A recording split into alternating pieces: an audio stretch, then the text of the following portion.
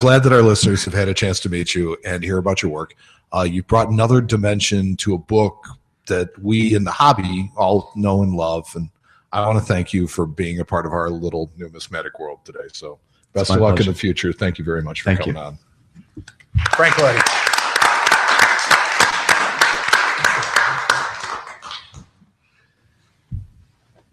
I love you, Frank. I love you, man. We are now joined by Doug Winter of Doug Winter Numismatics, who is one of the foremost experts on early United States gold coins, particularly pre-Civil War issues from the branch mints, including Carson City, Dahlonega, Charlotte, San Francisco, and New Orleans. Aside from being a professional dealer of these coins for over 30 years, Doug is also a leading numismatic researcher and writer on them as well, having written or contributed to virtually all major publications related to these collectible issue coins. Please give a warm Coin Show welcome to Doug Winter. Welcome, Doug. Thank you. Doug, we've dealt a few times over the years, you and I, and you are I would have to say, the most well-known dealer of high-end U.S. gold, with an emphasis on the branch mints. What makes the branch mint coin so exciting?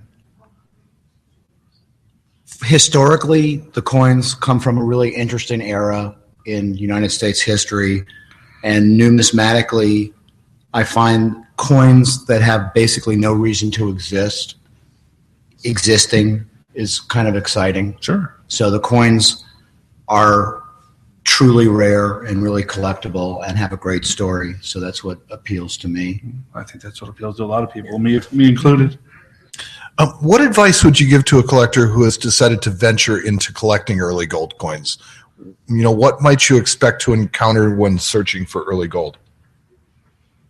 Lots of crummy coins. So you need to be patient and take the plunge slowly, learn what originality is really supposed to be like, and have a collection that's formulated around choice pieces as opposed to just the typical unattractive processed coins.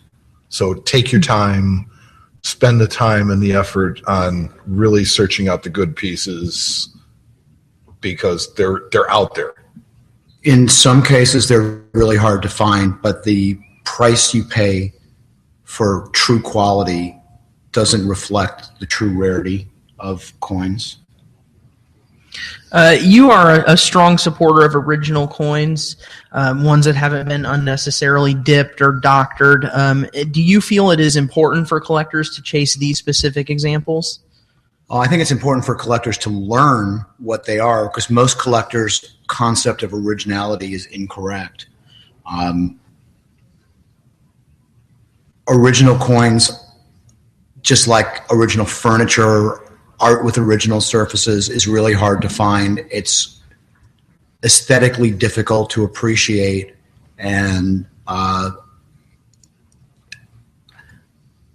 think it's important, but a lot of collectors and dealers don't want to take the time to educate themselves to learn what originality really constitutes. Do you find that there are certain issues or series or dates that are harder to find original or to find choice examples of? Absolutely. Obviously, low mintage coins can be pretty hard to find, but generally speaking, coins that were made to circulate, as example, in the Old West, in Carson City and San Francisco, there was really no reason for them to be saved, and they were used. The coins that weren't melted tend to be used aggressively in circulation. And Charlotte and Dahlonega coins tend to be hard to find in original condition because they're prone to doctoring. The grading services sometimes reward coins that are bright instead of coins that are original. And the financial motivation is pretty great to strip coins and make them higher grade to make them more valuable. Sure. Perceivably. In today's day and age, it's very possible for collectors to just simply obtain coins with the click of a button, with online sales being such an important part of the market. Do you still feel that it's important for a collector to have a professional dealer to steer them? I think that's a great question. It's incredibly easy to buy coins today, but it's even easier to buy the wrong coins today. So, there's some collectors that are... Well, let me backtrack. There are certain series, if you collect modern issues in 69 and 70, you don't need a dealer to do that. You can do that yourself. But if you're collecting complicated 18th and 19th century series, just like you could probably perform surgery on yourself, but it would be nice to have a doctor who knows what they're doing. I think it's really worth paying a premium to have a good, knowledgeable dealer working as your advocate. You got your start in numismatics at a very young age. According to your website, you took your first table at a coin show at age 13. How has the rare coin industry evolved over your time as a professional dealer, and what are some of the key things that you've learned along the way? When I started, it might as well have been the Chapmans running around. It was so different. Obviously, there was no third-party grading. There was very little information on what was rare. You had to work really hard to learn how to grade. I think it's become easier for people to get into coins as dealers, but you have to be a lot better capitalized. When I went out on my own as a dealer in my early 20s, I had a bankroll of about $25,000 to start with, and today that would not buy you a whole lot of good inventory. So mistakes are a lot more expensive today, but it's easier, I think, to obtain good knowledge. Something I really see as a big change, when I was running around at coin shows when I was 13 or 14, 15, most dealers considered kids to be nuisances. I find that I have 2 or 3 kids right now who are 14 or 15 that I mentor, that I really try and help.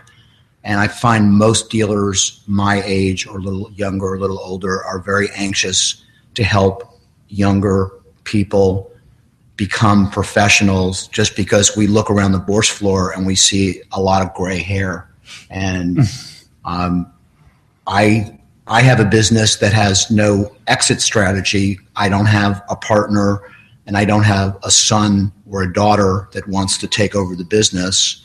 So, I would love to find somebody who is 14, 15, 16 that loved coins that I could groom to be my successor. What are some advice that you would give someone like myself who is just starting on this path, and maybe a few pointers to being a dealer at a young age? A couple things, and that's a good question because I just got asked the same question by a 14-year-old today. You didn't. Sam's 14. Well, I say that. The first thing I would say is learn a few numismatic areas really well. Instead of trying to be a soup to nuts guy, specialize and learn a few areas to become really competent, whether it's cherry picking or whether it's copper or whether it's modern coins. Learning how to grade is important. Going to the ANA summer seminar grading classes it's an amazing resource. You've got guys who are absolutely world-class graders who are giving a week or 2 of their time every year to teach. I'd say my biggest fault when I was a kid was I was very anti-business. I never took a business class in high school or college. And when I went out on my own, I had to learn on the fly basic business. Even things like bookkeeping and accounting, I had to sort of teach myself how to do that. I wish I had, at least in college, not poo-pooed business as much as I did. I was a liberal arts guy. I would say the other thing also would be learn how to make relationships. As a dealer, numismatics is a very, very relationship-driven business, and guys who are nice guys who have reputations as having a good check and are personable and are ethical and honest are guys that people bring coins to. And guys, you get a reputation as somebody who's sleazy or somebody who bounces checks or somebody who is difficult to sell to, you don't get offered coins. And if you don't get offered coins, you don't have any inventory to sell. Now, the higher end gold coins they're probably less known by a lot of people because the exposure to them is less. Is there something a series that you particularly like that you find most interesting? I've always been really partial to Dahlonega coins. Those are coins that were made in North Georgia from 1838 to 1861. But having specialized in this area for around 30 years, I wouldn't say bored, but I get a little less excited seeing coins over and over again. So right now, the things that excite me the most are Civil War era coins of all denominations, specifically gold denominations. And I've really gotten focused on San Francisco gold coinage made between around 1854 and 1878, just because it was unpopular, and I sort of made a pledge to myself to get it to be more popular. So I've written a lot of articles, and I've committed a lot of my financial resources to buying nice coins and exposing them to people. Do you see more people in high-end gold collecting by date, or do you see more type collecting?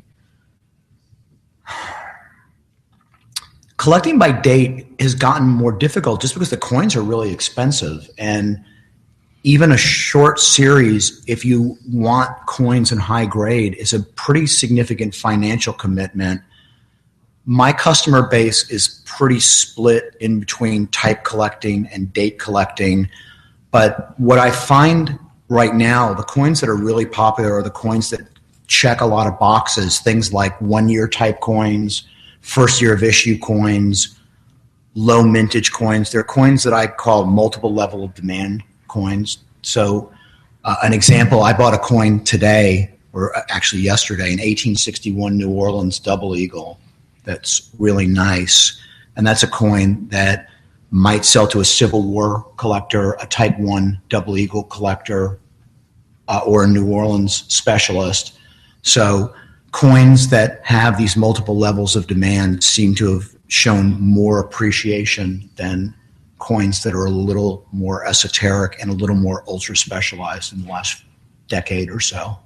Do you think that the come up of the registry sets lately, and within the last 10 years, has changed your business at all? It has had very little impact on my business. Obviously, for guys who deal in Lincoln cents, walkers, the 20th century coins, it's had an enormous impact. But I would say of the 20 biggest customers I have, maybe one has stuff on the registry. Really? Hmm. Yeah, they're very under the radar and intend to probably stay that way. Guess I can't blame them. I see in the story of gold coins a lot of the history of the United States, and I think that it's hard to divorce one from the other. Do you find yourself being a fan of history in and of itself? Is that what draws you to this? That's what got me into coins as a kid. When I was about 7 or 8, I became obsessed with the Civil War. And my grandfather and I used to travel a lot together, and he took me to Gettysburg and Manassas and Shiloh and a lot of the battlefields. And when I learned that you could buy an Indian cent from 1862 that was decent at that point in time for a couple of dollars, that's what really got me into coins. That, and I was also interested in the Revolutionary War, and I started collecting colonial coins when I was a kid because they were really inexpensive. And it was easy to cherry pick rare varieties, which always made me happy. Cherry picking the valuable ones will always. Makes anybody happy, Make you right? smile. I can't think about being. I can't see being upset about that. So. Well, Doug, we appreciate you taking the time. We appreciate you coming on with us and sharing your story of coins. We want